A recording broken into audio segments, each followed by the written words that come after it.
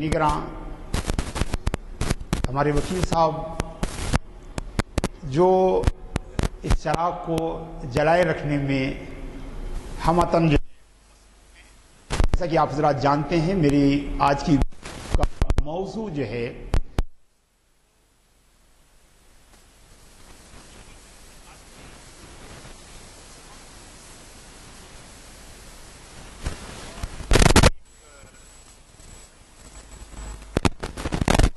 اس موضوع کے تعلق سے ہماری اور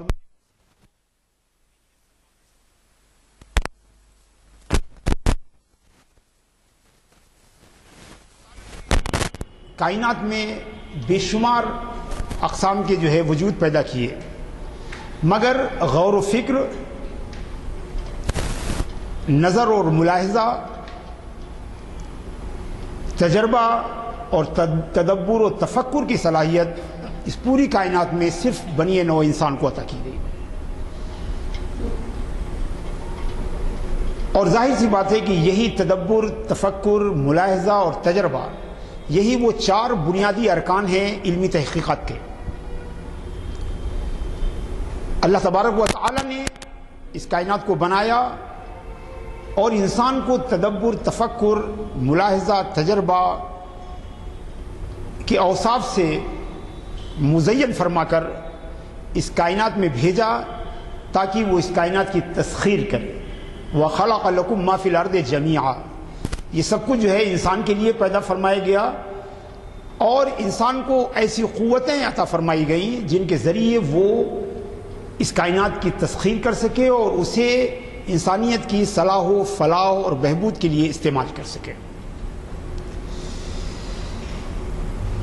اللہ تبارک و تعالی نے ان صلاحیتوں کو عطا فرمایا اور اس کے ساتھ ساتھ اس پر تنبیہ بھی فرمائی۔ آیت کریمہ جس کی تلاوت کی گئی، اللہ فرماتا ہے افلا ينظرون الى الابل كيف خلقت افلا ينظرون، کیا یہ لوگ اونٹ کی تخلیق کے بارے میں غور و فکر نہیں کرتے ہیں کہ اللہ تبارک و تعالیٰ نے اس جانور کی تخلیق کیسے فرمائی؟ یعنی ایک ایسا جانور ہے کہ جو صحرا کی طبیعت کی مناسبت سے اس کی تخلیق کی گئی ہے، جو اکیلا جانور ہے جو صحرا میں جو ہے زندگی گزار سکتا ہے اور کئی دنوں تک جو ہے بغیر پانی کے جو ہے وہ اپنا گزارا کر سکتا ہے، تو ظاہر سی بات ہے اس کی خلقت، اس کی طبیعت اور اس کے نیچر پر غور کرنے کی دعوت دی جا رہی ہے۔ وَإِلَى السَّمَاءِ كَيْفَ رُفِعَتْ، اور یہ جو کائنات سماوی ہے اس میں غور نہیں کر رہے ہیں کہ یہ صحابے کیسے بنائے گئے، یہ کہکشائیں کیسے تعمیر کی گئیں، یہ نظام شمسی کیسے بنایا گیا، یہ سیارگان کی تخلیق کیسے ہوئی اور ان سے کیسے استفادہ کر سکتے ہیں۔ وَإِلَى الْجِبَالِ كَيْفَ نُصِبَتْ، اور یہ پہاڑ جو ہے یہ کیسے قائم کیے گئے، اور ان پہاڑوں کے وجود کے جیولوجیکل امپورٹنس کیا ہے، طبقات الارض کے اعتبار سے اس کی اہمیت کیا ہے۔ وَإِلَى الْأَرْضِ كَيْفَ سُطِحَتْ، اور یہ زمین کیسے بچھائی گئی ہے، کیسے بچھائی گئی کہ کروی بھی ہے اور اس کے بعد بھی فرش کی طرح لگتی ہے۔ تو دراصل اور اس طرح کی قرآن میں بہت ساری آیتیں ہیں۔ افلا یتدبرون القرآن ام علی قلوب اقفالها، کیا یہ لوگ قرآن میں غور نہیں کرتے ہیں کہ قرآن نے اس نظام کو کیسے ذکر کیا ہے اور اس کی تسخیر کے لیے کیسے کیسے علوم جو ہے وہ پیدا کیے۔ ام علی قلوب اقفالها، یا ان کے دلوں پر جو ہے تالے لگے ہوئے ہیں۔ اللہ فرماتے ہیں ان فی خلق السماوات والارض واختلاف اللیل والنہار لآیات لأولی الالباب، کہ زمین اور آسمان کی تخلیق میں، شب و روز کے اختلاف میں عقل والوں کے لیے اللہ نے نشانی بنائی ہے۔ الذین یذکرون اللہ قیاما وقعودا وعلی جنوبہم، ان لوگوں کے لیے نشانیاں بنائی گئی ہیں جو اللہ تبارک و تعالیٰ کو اٹھتے بیٹھتے اور آرام کرتے ہوئے یاد کرتے ہیں۔ وَيَتَفَكَّرُونَ فِي خَلْقِ السَّمَاوَاتِ وَالْأَرْضِ، اور زمین آسمان کی تخلیق میں غور و فکر کرتے ہیں۔ دوستو یہ بدقسمتی تھی کہ کائنات میں غور و فکر کی دعوت دینے والی آیتوں کو ہم نے بالکل نظر انداز کر دیا، اور صرف انہی آیات کو اپنی توجہات کا مرکز بنایا جن سے فقہ کے احکام ہم حاصل کرتے تھے، یا جن میں اقوام ماضیہ کی تاریخ جس میں بیان کی گئی تھی، اور ہم نے ان آیات کو بالکل نظر انداز کر دیا گیا جس میں کائنات کی تسخیر کی طرف دعوت دی گئی ہے، علم و تحقیق کی طرف دعوت دی گئی ہے، بحث و نظر کی طرف جو ہے دعوت دی گئی۔ بے شمار آیتیں قرآن میں ہیں۔ اللہ تبارک و تعالیٰ فرماتا ہے، بار بار فرماتا ہے، مختلف اندازوں میں فرماتا ہے، کائنات کے مظاہر جو فینامنا ہیں ان کو بیان کرتا ہے، ان میں غور و فکر کی دعوت دیتا ہے۔ کیوں؟ تاکہ ہم ان کا مطالعہ کریں اور ان سے قوانین کا استخراج کریں، جسے ہم سائنس کہتے ہیں۔ ان سے ہم قواعد کو نکالیں جسے ہم علم کہتے ہیں۔ مگر بدقسمتی سے اس دعوت پر مسلمانوں نے ابتدائی چند صدیوں کے بعد پھر بالکل اس دعوتوں کو قابل توجہ نہیں سمجھا۔ بہت ساری ایسی آیتیں ہیں جن میں سائنٹیفک فینامنا یا سائنسی مظاہر کی طرف جو ہے اشارہ کیا گیا ہے۔ اللہ تعالیٰ فرماتا ہے وَتَرَى الْجِبَالَ تَحْسَبُوهَا جَامِدَةً وَهِيَ تَمُرُّ مَرَّ السِّحَابِ، کہ تم جس کنٹیکس میں بیان کیا گیا ہے اس سے علماء نے بظاہر یہ سمجھا کہ یہ قیامت کی بات کی جا رہی ہے، مگر یہ ایک دائمی حقیقت کا اس میں اظہار کیا جا رہا ہے کہ کیا تم پہاڑوں کو نہیں دیکھتے ہو، یا پہاڑوں کو دیکھتے ہو اور اس کو گمان کرتے ہو کہ یہ اسٹیٹک ہیں، یہ جامد ہیں، یہ ٹھہرے ہوئے ہیں۔ وَهِيَ تَمُرُّ مَرَّ السِّحَابِ، بلکہ یہ چل رہے ہیں جیسے کہ بادل چلتے ہیں۔ ظاہر سی بات ہے کہ اگر اس آیت میں اگر قرار واقعی غور کیا جاتا تو گلیلیو اور کوپرنکس سے بہت پہلے جو ہے اس نتیجے پر پہنچا جا سکتا تھا کہ زمین کریوئی شکل ہے اور گھوم رہی ہے، اس لیے کہ اگر بادل اگر گھوم رہے ہیں تو بغیر زمین کے گھومے ہوئے بادل گھوم نہیں سکتے، معاف کیجیے گا، اگر پہاڑ گھوم رہے ہیں تو بغیر زمین کے گھومے ہوئے پہاڑ گھوم نہیں سکتے ہیں، اس لیے کہ پہاڑ زمین پر قائم ہے۔ تو اگر پہاڑوں کے گھومنے کا اگر کوئی کنسیپٹ پیدا ہوتا ہے تو اس کے لیے ضروری ہے کہ بادلوں کے زمین کے گھومنے کا تصور بھی قبول کیا جائے۔ اور اللہ فرماتا ہے وَهِيَ تَمُرُّ مَرَّ السِّحَابِ، یعنی یہ بادل کی طرح چل رہے ہیں۔ اور بادل جانتے ہیں کہ بادل کی اپنی رفتار نہیں ہوتی، بلکہ بادل ہواؤں کی وجہ سے چلتے ہیں، بادل ہواؤں کے چلنے سے چلتے ہیں۔ تو زمین جو ہے پہاڑ جو ہے وہ بادلوں کی طرح چل رہے ہیں، اس کا مطلب یہ ہے کہ پہاڑوں کی اپنی کوئی چال یا رفتار نہیں ہے، بلکہ یہ زمین کی گردش سے گردش کر رہے ہیں۔ اور ایسی بہت ساری آیتیں ہیں۔ اللہ تبارک و تعالیٰ نے 1400 برس پہلے قرآن میں اس حقیقت کی طرف اشارہ کیا کہ ہماری جو یہ انگلی کے پور ہیں، ان کے جو نشان ہیں یہ سب مختلف ہوتے ہیں۔ اللہ فرماتا ہے کہ یہ انسان گمان کرتا ہے کہ ہم اس کی ہڈیوں کو جمع نہیں کر پائیں گے، بھلا قادرین علی ان نسوی بنانا، بلکہ ہم تو اس بات پر بھی قادر ہیں کہ انگلیوں کے نشان کو یکساں کر دیں، ایک جیسا بنا دیں۔ یہ آیت صراحتاً دلالت کر رہی ہے کہ ہماری انگلیوں کے نشانات الگ الگ ہیں، اور سے اللہ اس پر قادر ہے کہ ان کو الگ الگ نشانوں کو ایک جیسا بنا دے۔ اور سائنسداں صرف 1835 میں برطانوی سائنسداں اس نتیجے پر پہنچے کہ انسانوں کے انگلیوں کے یہ پور پہ جو نشانات بنے ہوئے ہیں یہ باہم مختلف ہیں، کسی بھی دو انسان کی انگلیوں کے پور کے نشان آپس میں ملتے نہیں ہیں۔ لیکن اگر اس آیت کریمہ میں اگر قرار واقعی اگر غور و فکر کیا جاتا تو 1400 برس پہلے بھی اس نتیجے پر پہنچا جا سکتا تھا۔ اور ایسے بہت ساری جو ہے قرآنی آیات ہیں۔ اور دلچسپی کے لیے آپ کے کچھ ڈاٹاز میں نے اکٹھا کیے ہیں کہ دنیا کی جو ترقی یافتہ قومیں ہیں وہ علمی تحقیقات پر خرچ کتنا کرتی ہیں۔ امریکہ 1996 میں امریکہ، یورپین یونین اور جاپان نے مل کر جو ہے 417 ارب ڈالر جو ہے صرف علمی تحقیقات پر صرف کیا تھا۔ 417 ارب ڈالر، یعنی امریکہ، یورپین ممالک اور جاپان نے مل کر 417 ارب ڈالر جو ہے سائنٹیفک ریسرچ پر، علمی تحقیقات پر خرچ کیا تھا۔ اور اس سال میں پوری دنیا نے مل کر بھی جو ہے اس کا نصف خرچ نہیں کیا تھا۔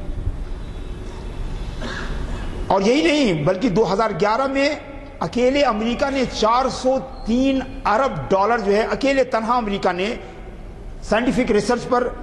علمی تحقیق پر خرچ کیا، جو اس کی جو جی ڈی پی ہے اس کا 2.7% ہے۔ امریکہ کی اپنی جی ڈی پی کا 2.7% جو ہے وہ سائنٹیفک ریسرچ پر خرچ کیا گیا۔ اور آپ کو بتائیں کہ دنیا میں آج بھی اور گزشتہ 10 سال سے لگاتار اپنی جی ڈی پی کا سب سے اعلیٰ نسبت میں، اعلیٰ ریشیو میں جو ملک خرچ کرتا ہے وہ اسرائیل ہے، جو اپنی جی ڈی پی کا پچھلے 10 سالوں سے 4 سے لے کر 6% تک خرچ کرتا ہے. یعنی امریکہ، جاپان اور ساؤتھ کوریا بھی ریسرچ پر اتنا نہیں خرچ کر رہا ہے جتنا پچھلے 10 سالوں سے اسرائیل خرچ کر رہا ہے. اس کی اپنی جی ڈی پی کا 4 یا اس سے زیادہ فیصد جو ہے وہ سائنٹیفک ریسرچ پر خرچ ہو رہے ہیں. آپ کو ہندوستان کے بارے میں بتا دیں کہ ہندوستان میں 2011 میں صرف 36 ارب روپے خرچ کیے گئے، جو ہندوستان کی جی ڈی پی کا 0.9% ہے.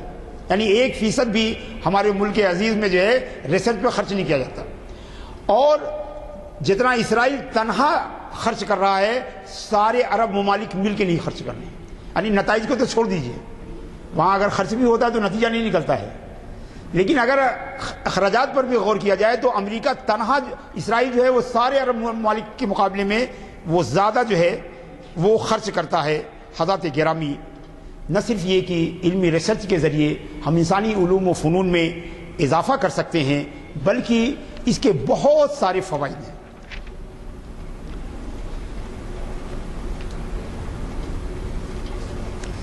سائنٹیفک ریسرچ کرنے والا کسی بھی امر کی تحقیق اور ایجاد اور اکتشاف اور اس کے حصول میں جو وقت خرچ کرتا ہے وہ بے حد مختصر ہوتا ہے. جو محنت لگاتا ہے وہ بے حد مختصر. بعض چیزیں ایسی ہیں جو سائنٹیفک اصولوں کو اپنائے بغیر بھی حاصل کی جا سکتی ہیں، مگر ان میں وقت بھی زیادہ لگتا ہے اور پیسہ بھی زیادہ لگتا ہے. اس کے علاوہ اگر آپ آئیں تو اسلام نے نہ صرف قرآن و سنت میں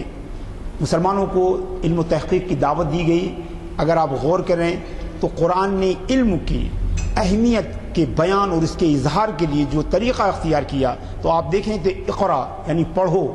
اس سے قرآن کی ابتدا ہوتی ہے. اللہ تبارک و تعالی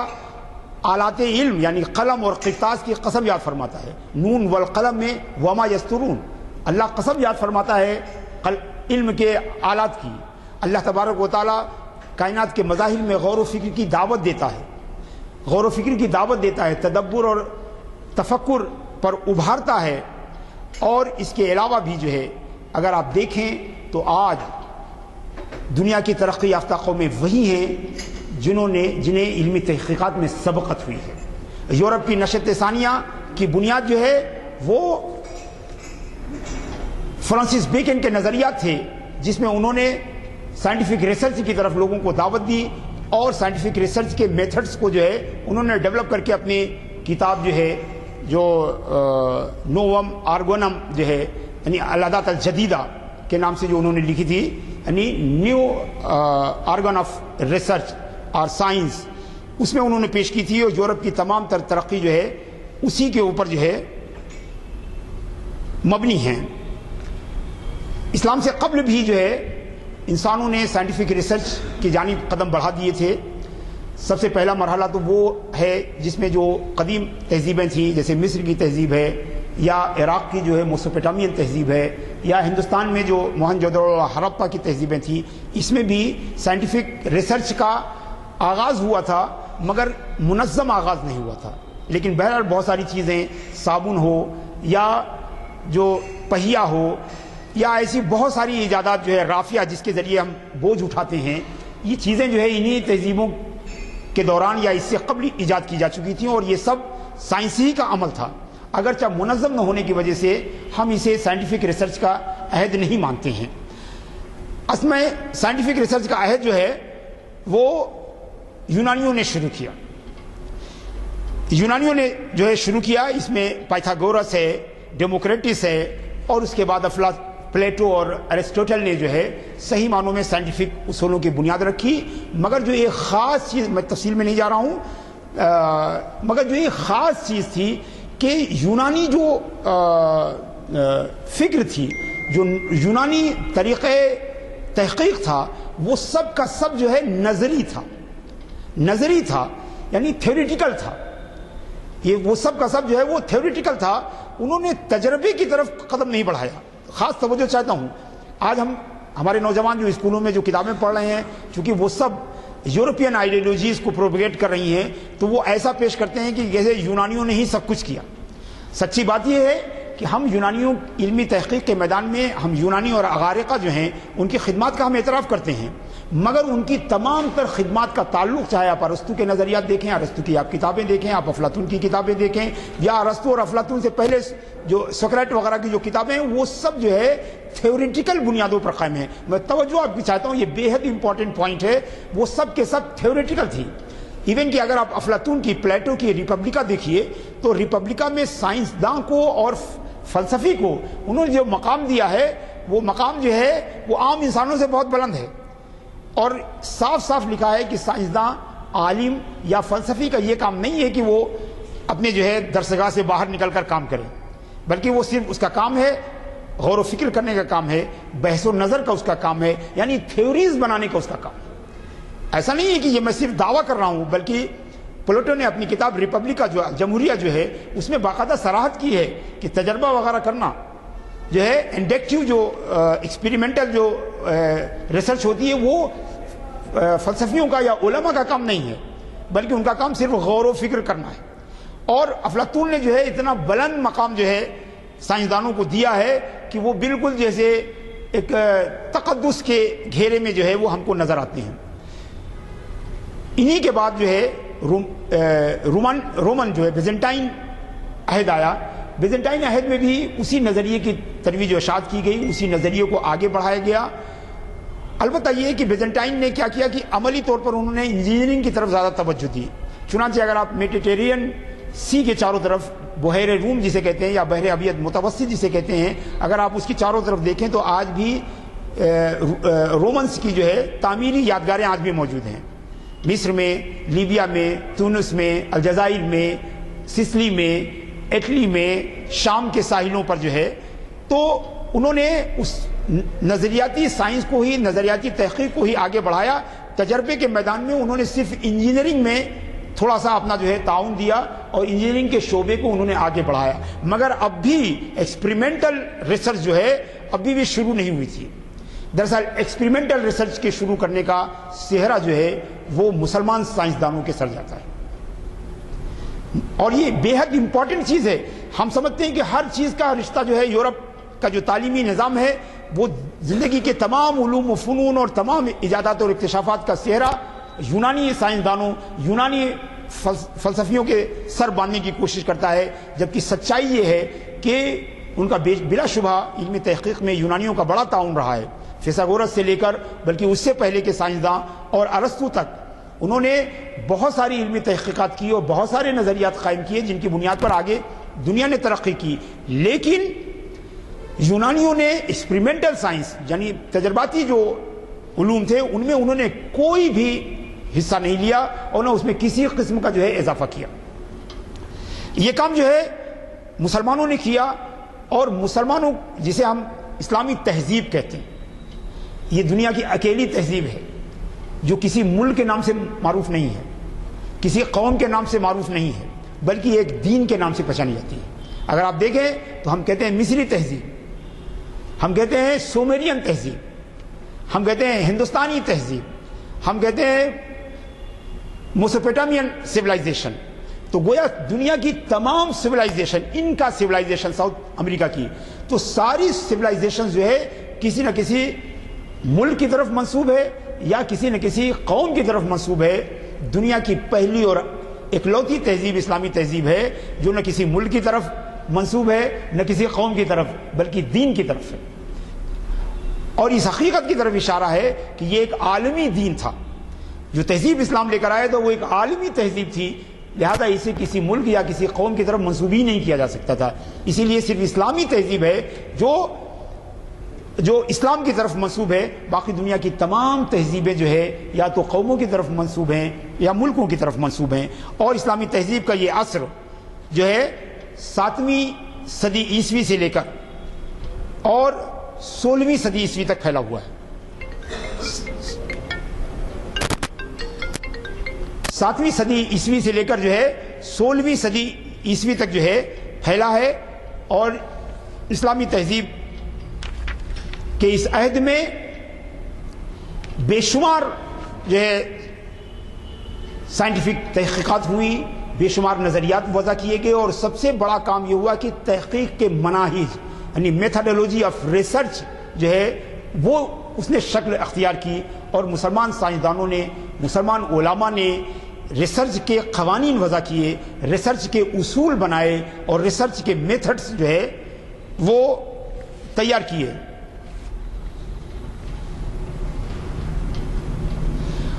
اور اس تہذیب نے سائنٹیفک ریسرچ کو آگے بڑھانے میں انسانی تاریخ میں سب سے نمایاں کردار ادا کیا۔ جارج سارٹن ایک امریکن سائنسداں، مفکر، فلسفی اور مؤلف ہیں، انہوں نے اپنی ایک کتاب لکھی ہے introduction to the history of sciences. Introduction to the history of sciences یہ کتاب ہے جو امریکہ ہی سے شائع کی گئی ہے۔ Introduction to the history of sciences, اس کتاب میں انہوں نے لکھا ہے کہ، میں کوٹ کر رہا ہوں، کہ عرب دنیا کے سب سے بڑے معلم تھے، سب سے بڑے معلم تھے، اور انہوں نے سائنٹیفک ریسرچ میں سب سے زیادہ حصہ لیا۔ اگر عرب اور مسلمان نہ ہوتے تو دنیا کی یہ ترقی صدیوں کے لیے موقوف رہتی۔ اقتباس ختم۔ اس کتاب میں انہوں نے ایک بالکل نئی چیز جو ہے انہوں نے یہ پیش کی ہے کہ مسلمانوں کا سب سے بڑا جو کارنامہ ہے سائنٹیفک ریسرچ میں وہ یہ ہے کہ انہوں نے تحول المعرفی، جسے ہم عربی میں کہتے ہیں ایپسٹیمولوجیکل ٹرانسفارمیشن، یعنی ایک نظریاتی چینجنگ وہ انہوں نے پیدا کیا۔ یعنی یونانی اور یونانیوں کے وارثین جو رومن تھے، ان سب کا تحقیقاتی اصول جو ہے وہ آئیڈیالوجیکل تھا، وہ صرف سوچنے، غور و فکر کرنے کا کام کر رہے تھے۔ ان میں سے کوئی بھی پریکٹیکل ریسرچ، تجربہ، ایکسپریمنٹ کی طرف نے قدم نہیں بڑھایا تھا۔ تو لیکن مسلمان جو ہے، علماء جو ہے، تاریخ میں، انسان کی تاریخ میں پہلی یہ جماعت تھی جس نے اس ایپسٹیمولوجیکل یعنی التحول المعرفی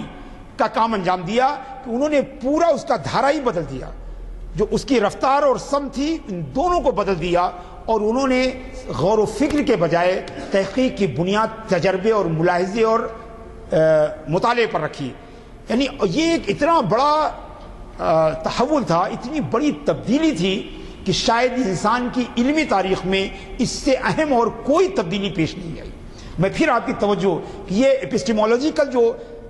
ٹرانسفارمیشن تھا کہ مسلمانوں نے علمی تحقیق کو نظریات کے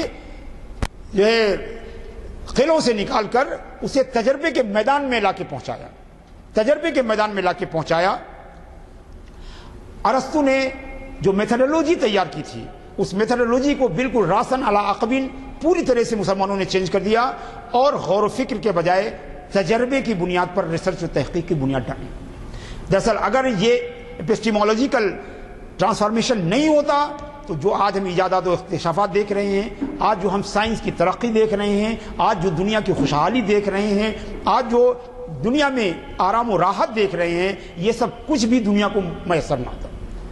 یہ سب دنیا کو، چونکہ یہ تمام کی تمام ایجادات اور انکشافات جو ہے یہ سب ایکسپریمنٹل ریسرچ کی بنیاد پر جو ہے عالم وجود میں آئے ہیں، جس کی بنیاد مسلمانوں نے قرطبہ میں، غرناطہ میں، طلیطلہ میں، دمشق میں اور بغداد میں رکھی۔ اور یہاں کی جامعات میں جو ہے سب سے پہلے جو ہے ایکسپریمنٹل ریسرچ کا آغاز ہوا، اور تجرباتی جو ہے تحقیق کی شروعات ہوئی۔ تو جو ارسطو کا جو طریقہ کار تھا اسے ہم استنباطی تحقیق کہتے ہیں۔ استنباطی تحقیق یعنی ڈیڈکٹیو ریسرچ، اور یہ جو مسلمانوں نے جس تحقیق کی منہج کی بنیاد رکھی ہم اسے استقرائی تحقیق کہتے ہیں، انڈکٹیو ریسرچ میتھڈولوجی، جو تجربے کی بنیاد پر قائم ہوتی ہے، جو ملاحظے کی بنیاد پر قائم ہوتی ہے، جو کسی چیز کو مطالعہ کر کے جو ہے اس نتیجے پر پہنچا جاتا ہے، اور بار بار تجربے کے ذریعے کوئی قانون بنایا جاتا ہے، اسے استقرائی تحقیق کرتے ہیں، اور مسلمانوں نے اس کی بنیاد ڈالی۔ اگر مسلمان یہ کام نہیں انجام دیے ہوتے تو ریسرچ تحقیق صرف کلیساؤں میں پادری اور جنگلوں میں جو ہے رشی اور منی کیا کرتے ہیں، جو خیالات کی دنیا میں یا تو فلسفی کرتے، جو ہاتھی کے دانت کے بنے ہوئے جو ہے کمروں میں بیٹھ کر جو ہے اور فکر کے گھوڑے دوڑاتے رہتے، یا نروانا کے حصول کی کوشش میں جو ہے جنگلوں میں بیٹھنے والے رشی منی کا کام ہوتا۔ مگر اس کے یہ فیوز جو آج ہمارے سامنے ہیں، اگر مسلمانوں نے استقرائی تحقیق کی ایجاد نہ کی ہوتی تو دنیا میں کوئی بھی ایجاد اور انکشاف نہیں ہوتا۔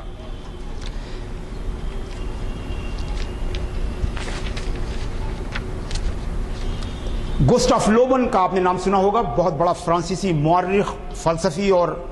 عالم ہے۔ 1931 میں اس کا انتقال ہوا۔ اپنی کتاب جو ہے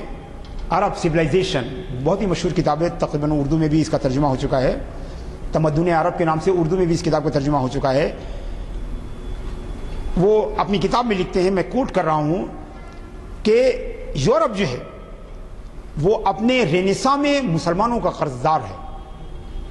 یعنی یورپ اپنی جو ترقی ہوئی ہے، رینیساں ہوا ہے، نشت ثانیہ جو وہاں ہوئی ہے، گوسٹاف لوبن کے مطابق یورپ جو ہے وہ عرب کا قرض خواہ ہے۔ اگر عرب نہیں ہوتے تو یورپ میں یہ رینیساں نہیں آیا ہوتا، بلکہ اس سے آگے بڑھ کر گوسٹاف لوبن نے جو ہے یہ خواہش، اپنی اس خواہش کا اظہار کرتے ہیں کہ کاش کی، میں کوٹ کر رہا ہوں، کہ کاش کی مسلمانوں نے جس طرح اندلس پر قبضہ کیا تھا ایسے ہی وہ پیرس پر بھی قبضہ کر لیے ہوتے، ایسے ہی وہ پیرس پر قبضہ کر لیے ہوتے تو پیرس جو ہے 500 سال پہلے ہی جو ہے مسلم اسپین کے قرطبہ کی طرح ہو جاتا، مسلم اسپین کے قرطبہ کی طرح 500 سال پہلے ہی ہو جاتا۔ ابھی حال ہی میں ایک امریکن فلاسفر ہیں، فرانز روزنٹال، ہالینڈ کے تھے اور امریکہ میں جا کے بس گئے تھے، 2003 میں ان کا انتقال ہوا۔ وہ لکھتے ہیں کوٹ کہ مسلمان اسلامی تہذیب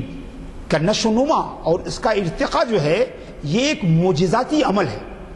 یہ ایک معجزاتی عمل ہے۔ کوئی بھی دنیا کی تہذیب اتنی صورت کے ساتھ جو ہے بلندیوں تک، اتنی بلندیوں تک اس طرح نہیں پہنچی جس طرح کی اسلامی تہذیب جو ہے وہ پہنچی۔ اور انہوں نے کہا کہ اسلامی تہذیب کی تشکیل اور اسلامی تہذیب کا قیام جو ہے ایک ایسا فینامنا ہے جس میں غور و فکر کرنے کی ضرورت ہے، بلکہ ہم اگر غور و فکر کریں تو ہم بڑے ہی اطمینان کے ساتھ یہ بات کہہ سکتے ہیں کہ اسلامی تہذیب ایک معجزائی تہذیب تھی، یعنی عام انسانوں کے ذریعے نہیں پہنچ سکتی ہے۔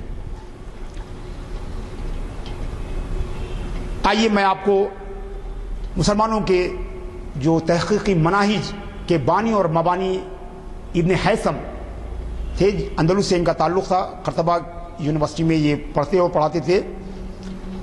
1040 عیسوی میں جو ہے ان کا انتقال ہوا۔ سائنس کی، ایکسپیریمنٹل سائنس کی پہلی کتاب المناظر کے نام سے انہوں نے لکھی، المناظر کے نام سے انہوں نے لکھی، اور اس المناظر میں ہی انہوں نے پہلی مرتبہ انڈکٹیو میتھڈولوجی، استقرائی المناظر نامی کتاب میں انہوں نے وہ نظر جسے کہتے ہیں، مناظر عربی کا لفظ ہے،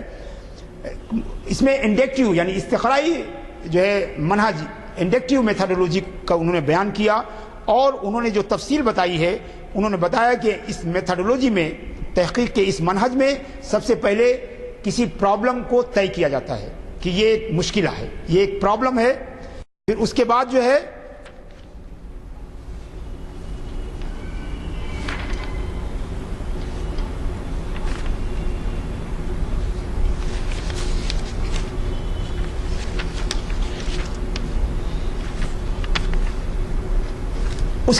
اس کے بارے میں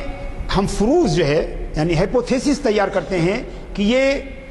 پرابلم جو ہے اس کی بنیاد کیا ہے، یہ ہے کہ یہ ہے کہ یہ ہے۔ اس کے بعد ہر ایک جو ہائپوتھیسس ہے اس کو ہم ایکسپیریمنٹ کے ذریعے جو ہے چیک کرتے ہیں کہ یہ صحیح ہے یا غلط، یعنی گویا سارا کام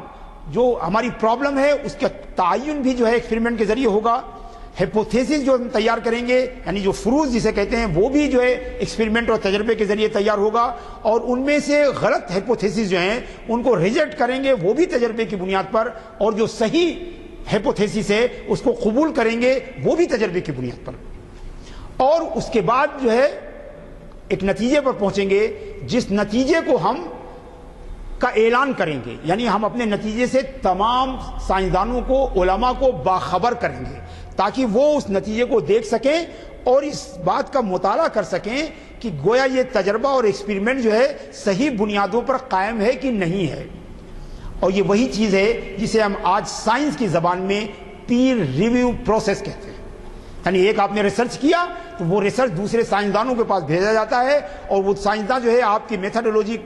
میں غور کرتے ہیں، اور اگر آپ کی میتھڈولوجی کو درست پاتے ہیں تو آپ کی ریسرچ سے اتفاق کرتے ہیں۔ اسی کا نام آج ہماری یونیورسٹیز وغیرہ میں پیر ریویو پروسیس ہے۔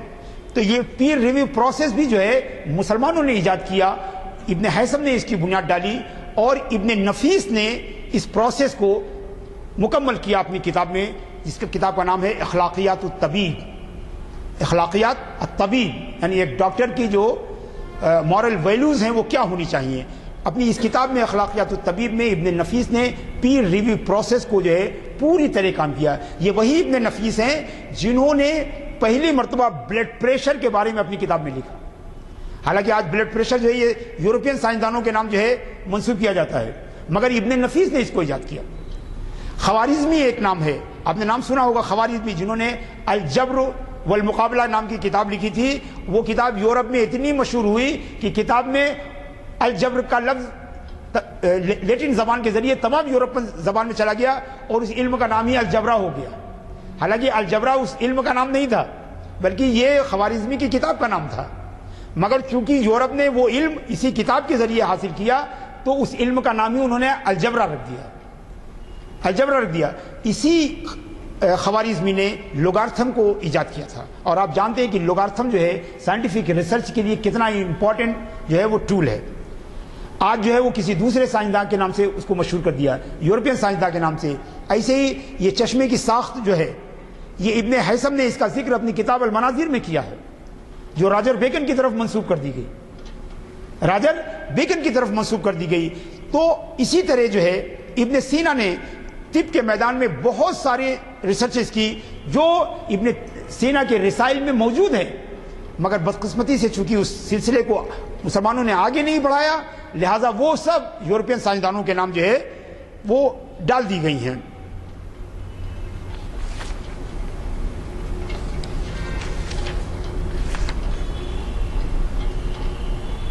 اس کے علاوہ بیرونی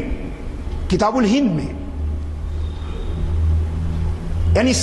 جرمن کے ایک سائنٹسٹ ہیں سخاؤ، انہوں نے کہا کہ بیرونی جو ہے وہ دنیا کا سب سے بڑا سائنس ہے۔ آپ جانتے ہوں گے اس سائنسی نظریے کو کہ جہاں پر آج ہمارا ملک ہے، کسی زمانے میں یہاں ٹیتھس نام کا سمندر ہوا کرتا تھا، ٹیتھس نام کا سمندر ہوا کرتا تھا، جو بعد میں کھسک گیا اور جو ہے یہ شبہ جزیرہ جو ہے وہاں پیدا ہو گیا۔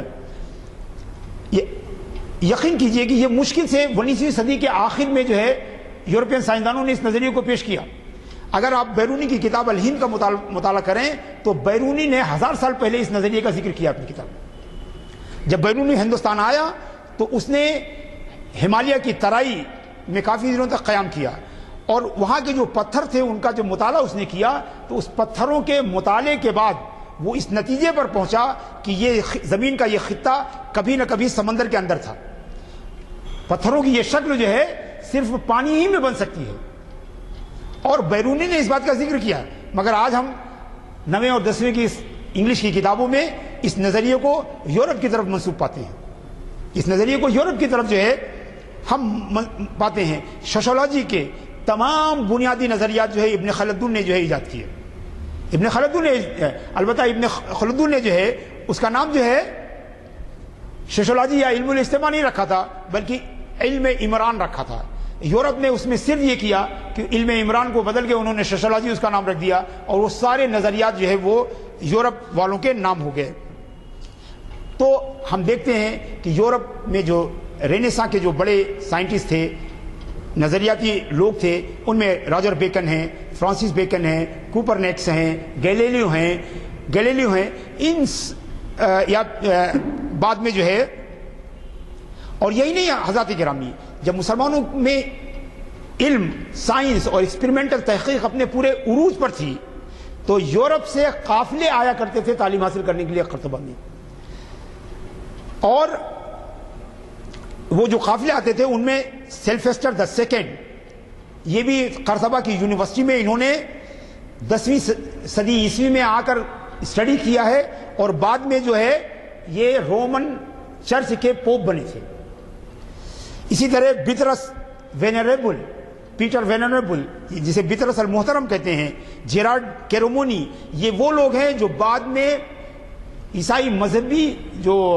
رتبہ ہے اس میں سب سے آخری رتبے تک پہنچے، یعنی پوپ بنائے گئے۔ یہ سب پطرس محترم ہوں یا سلویسٹر سیکنڈ ہوں یا جیراڈ کیرومونی ہوں، ان سب نے قرطبہ میں رہ کے تعلیم حاصل کی ہے۔ جامع قرطبہ میں، کارڈووا میں انہوں نے جو ہے وہ تعلیم حاصل کی ہے۔ یہی نہیں، 1137 میں ایک ڈیلیگیشن آیا تھا سائنس کی تعلیم لینے کے لیے، تحقیق اور ریسرچ کی تعلیم لینے کے لیے کارڈووا آیا تھا۔ اس ڈیلیگیشن میں جو ہے پرنسز ایلزبتھ بھی تھی، جو لوئس سکستھ کی جو ہے حقیقی بہن تھی، یعنی انگلینڈ کے بادشاہ، فرانس کے بادشاہ کی حقیقی بہن اسپین میں مسلمانوں کے مدارس میں پڑھنے کے لیے آئی تھی اور تقریباً 11 سال وہاں مقیم رہی۔ اس کے علاوہ پرنسس جوبینٹ، یہ جارج جو ویلز کے حکمراں تھے انگلینڈ میں، گریٹ برٹن میں، ان کی جو ہے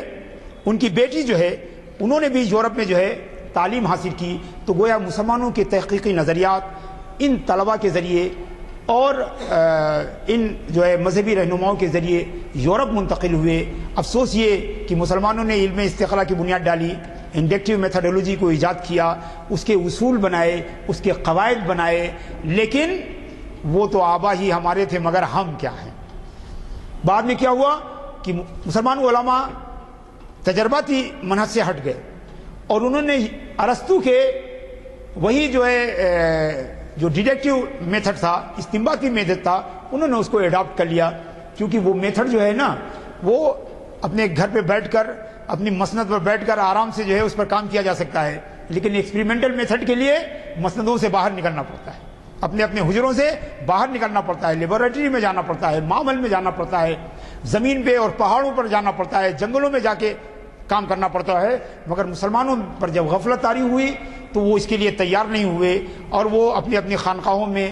مدرسوں میں، اپنے حجروں میں جو ہے انہوں نے بیٹھ کر جو ہے منطق اور فلسفے کے یہ قیاسی جو ہے وہ گھوڑے دوڑاتے رہے، مگر اس علمی تحقیقات کو انہوں نے ترک کر دیا۔ اس کے برخلاف یورپ جس نے مسلمانوں سے خوشہ چینی کی، جنہوں نے خوارزمی سے لے کر بیرونی تک اور ابن سینا سے لے کر ابن حیثم تک کی کتابوں سے جو ہے علمی تحقیقات کا حصول کیا، وہ جو ہے ترقی کرتا رہا اور یہاں تک کہ جو ہے ایک ایسے بلند مقام پر پہنچ گیا کہ آج ہم سب اس کی طرف جو ہے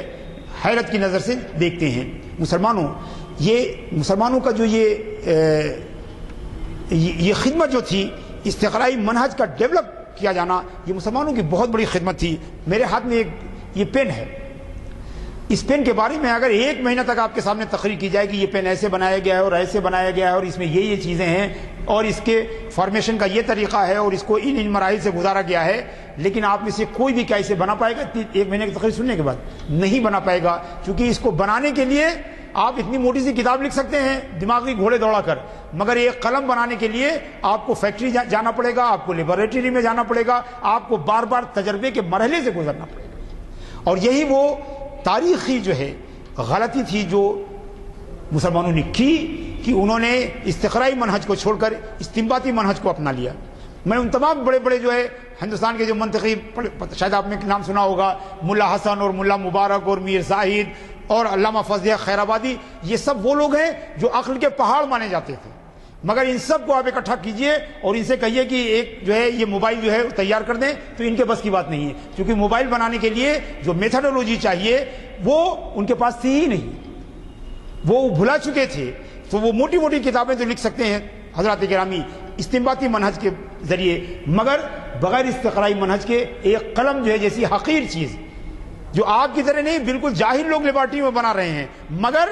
جب اسے پہلی بار بنایا گیا تھا تو سینکڑوں بار تجربے کی مرحلے سے گزرا گیا ہوگا، ایک بار بنا ہوگا، کمی رہ گئی ہوگی، دوبارہ تجربہ کیا گیا ہوگا، تیبارہ تجربہ کیا گیا ہوگا۔ تو حضرات گرامی، مسلمانوں کا جو حصہ ہے علمی تحقیق، اس کے نشو و نما اور اس کی تعمیر و تشکیل میں وہ بلا شبہ دنیا کی کسی بھی قوم سے جو ہے وہ زیادہ ہے، مگر یہ بدقسمتی یہ رہی کہ مسلمان کے یورپین شاگردوں نے ان سے علم سیکھا اور اسے ترقی کی معراج تک پہنچا دیا، لیکن خود مسلمان جو ہے اپنے آباء و اجداد کی وراثت کو نہ سمجھ سکے نہ اسے آگے بڑھا سکے۔ اللہ تبارک و تعالیٰ کا ہے فرمان ہے تلک الایام نداولها بین الناس، کبھی جو ہے فینیشین جو ہے علم میں آگے تھے، یونانیوں نے ان سے سیکھا، پھر یونانیوں سے جو ہے رومن نے سیکھا، رومن سے مسلمانوں نے سیکھا، مسلمانوں سے یورپ نے سیکھا، اور آج بھی وہ اللہ تبارک و تعالیٰ کی یہ سنت جو ہے وہ برقرار ہے، اور آج بھی جو ہے ہم سیکھ کر جو ہے اور ایک نئی زندگی کا آغاز کر سکتے ہیں، مگر اس کے لیے جو ہے جس طرح کی علمی تیاری ہونی چاہیے اس علمی تیاری کے لیے مدرسے، خانقاہیں، دینی ادارے اٹھانا بشانا مل کر کام کرنا، اور یہ کوئی بہت بڑا مرحلہ نہیں ہے، بس صرف ضرورت اس بات کی ہے کہ ہم کتاب و سنت کے پیغام کو اور اس کے میسج کو اچھی طرح سمجھیں۔ جن غیر علمی جو ہے مصروفیات میں ہم جو ہے لگے ہوئے ہیں، اس سے نظر انداز کر کے آپ تصور کیجئے کہ آپ موٹی سی کتاب لکھ دیجئے، بہت بڑی کتاب لکھ دیجئے، انسان سے زیادہ فائدہ اٹھاتی ہے پولیو کا جو ہے ٹیکہ ایجاد کیا۔ تو دوستو پولیو کا ٹیکہ ایجاد کرنا بھی اللہ کی نگاہ میں، اللہ کے سامنے اتنا ہی بڑا کام ہے جتنا فقہ کی ایک موٹی سی کتاب لکھنا، بلکہ ہو سکتا ہے کہ پولیو کا ٹیکہ ایجاد کیا جانا اس موٹی سی کتاب لکھنے سے زیادہ اللہ کے نگاہوں میں جو ہے بہتر ہو، کیونکہ اس کے ذریعے انسان کی خدمت کی جاتی ہے۔ مولا تبارک و تعالی ہم سب کو جو ہے اپنے اسلاف کے نقش قدم پر چلنے کی توفیق عطا فرمائے۔ آپ حضرات کی حسن سماعت کے لیے بہت بہت شکریہ کہ یہ خشک موضوع پر آپ نے اتنی دیر جو ہے سماعت کی زحمت برداشت کی۔ وصلی اللہ تعالی علی خیر خلقہ سیدنا و مولانا محمد وعلی آلہ وصحبہ اجمعین۔ جی فرمائیں۔